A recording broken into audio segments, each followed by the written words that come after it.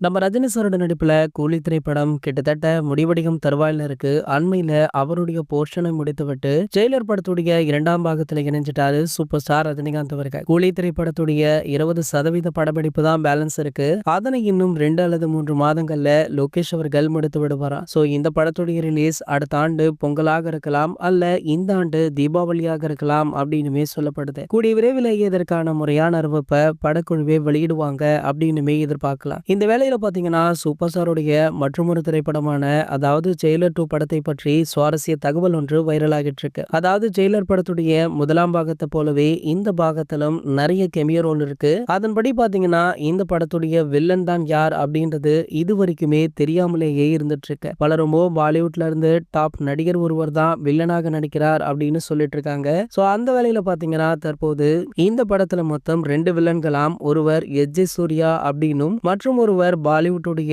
Top ஸ்டாரான நம்ம சல்மான் கான் அப்படின்னு ஒரு பேச்சுமே அடிபட்டு இருக்கு. கூடிய விரைவிலேயே படக்குழு இதற்கான அதிகாரப்பூர்வ ப்ரோமோவை வெளியிட இருக்காங்களாம். சரி, ஓகே, இந்த படத்துடைய வில்லன் பற்றி நீங்க என்ன நினைக்கிறீங்க அப்படின்றத கீழே உள்ள கமெண்ட் செக்ஷன்ல கமெண்ட் பண்ணிட்டு நம்மளுடைய தலைவர் அப்படின்ற நம்ம சேனலை சப்ஸ்கிரைப் பண்ணிக்கோங்க.